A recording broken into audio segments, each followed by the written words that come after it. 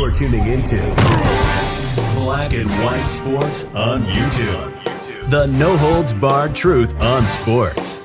The main event starts now. All right, Black and White Sports supporters. Well, we're going to talk about Caitlin Clark and the Team USA snub heard round the world. As we know, the U.S. women's basketball team chose to leave Caitlin Clark off of that team and essentially turning off millions of televisions across the country. Now, we know, look, is her statistics, in my opinion, worthy of her making the team? Yeah. But there's something bigger at work here as far as why should she make the team? Well, do you want to grow women's basketball or not? That's the question. After years of the WNBA, and the WNBA is heavily involved here, and I'm going to show you that. But after years of the WNBA wanting to grow the sport, allegedly, and now I got to think allegedly, you chose to leave the biggest draw in women's sports, and that's a fact. Maybe the biggest draw in sports today as we're talking. Caitlin Clark off this team. It's baffling to me. I said the other day, if I'm NBC Sports, if I'm the broadcaster of the Olympics, I am burning down houses. All right, metaphorically speaking, right? So, it's ridiculous. It's crazy that they would leave her off this team. Well, it has been revealed the selection committee that left her off. Keep in mind, Cheryl Reeve is also the coach. You can go look up her feelings about the league pushing Caitlin Clark and trying to grow the sport. And in the beginning, at least, the commissioner acted like she wanted to do things correctly. But I got to tell you, and we're going to look at fan reaction to this selection committee because everybody knows this doesn't pass the sniff test. It doesn't. It feels like they blatantly held to the fact that Caitlin Clark is white and she's straight against her. That's what it feels like. In an activist basketball league, that's what they're known for. Social justice, activists, DEI, all this kind of thing. They're known more for that than they are basketball. Until now, they left her off the team. So the selection committee for the women's USA basketball team for the 2024 Paris Olympics, including several notable figures in the women's basketball world. What do you know? Dawn Staley, the University of South Carolina coach, former U.S. coach and player. Very interesting that she is one of the ones that would end up leaving Clark off the team. Staley is the South Carolina coach in the SEC. Caitlin Clark and the Iowa Hawkeyes beat the undefeated South Carolina Gamecocks in the 2023 NCAA Final Four. This prevented South Carolina from having a perfect season. Oh, well, that's rather interesting, isn't it? Staley's Gamecocks won this year's matchup in the championship game, giving Staley a perfect season. Simone Augusta, LSU assistant in the SEC, she was the first pick of the 2006 WNBA draft. She never had the offers to make the kind of money Caitlin Clark is making today.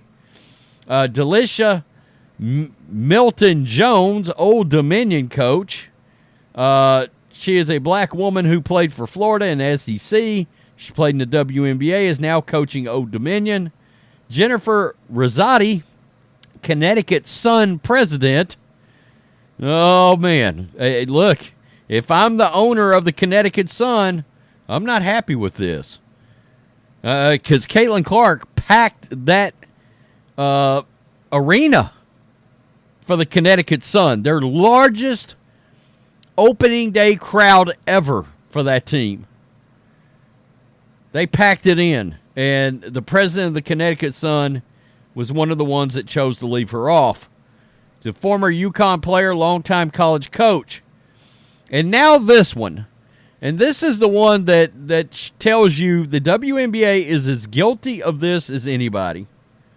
And if I'm Kathy Engelbert, I'm firing Bethany Dollifin today. She's gone.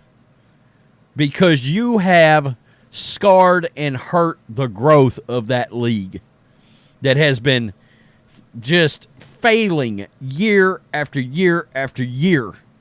And the league's most powerful figure, you left off the world stage. You be gone. You be hitting the bricks.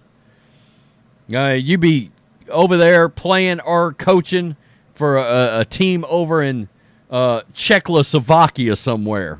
I mean, seriously. The head of WNBA league operations.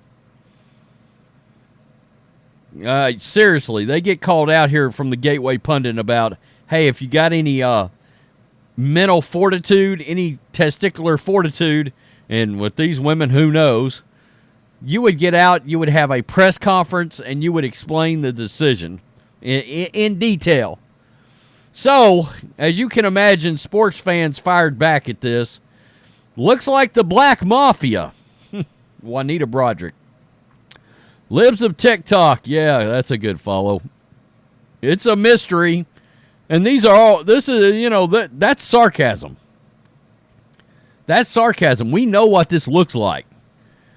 They should all be fired, if only for the business decision aspect. That is my point. Even over basketball, the business decision for the WNBA and the president of league operations is involved in this. They probably cost the WNBA and its players $250 million of potential income over the next year with this one dumb decision. I never want to hear about the WNBA players getting underpaid ever again. That argument has officially been tuned out by 60% of the population. It's a fact. It's over. Don't even bring it up again. Nobody cares. Nobody cares. They hate white people. Look, a lot of people think this is a race. They turned this into a race issue weeks ago, and here we are. They are not happy it's a white person bringing more attention to the sport. It's racism through and through. The WNBA will never be viewed as a top-tier professional league.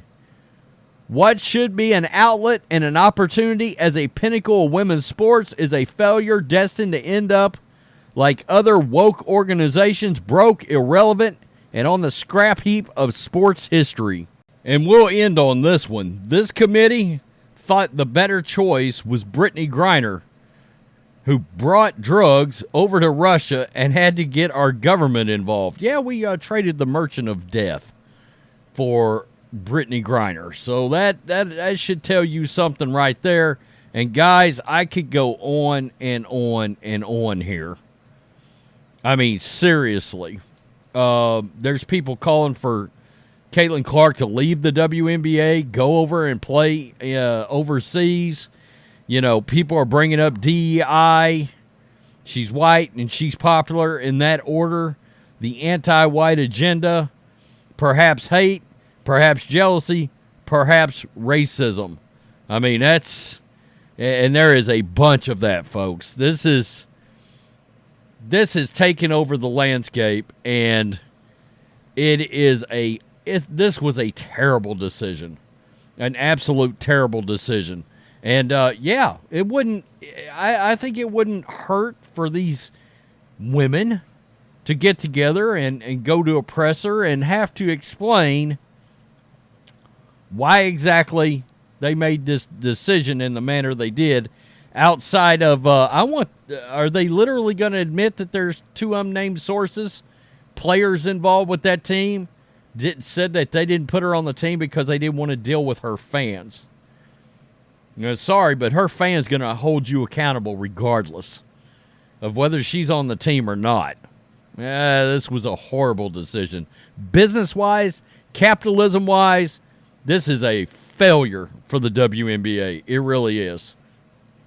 The president of league operations. And Dawn Staley, that doesn't shock me a bit. There's precedent there, in my opinion, anyway. Tell me what you think. Peace. I'm out. Till next time. Thanks for watching the show. Be sure to like, comment, and subscribe. Be sure to tune in next time on Black and White Sports.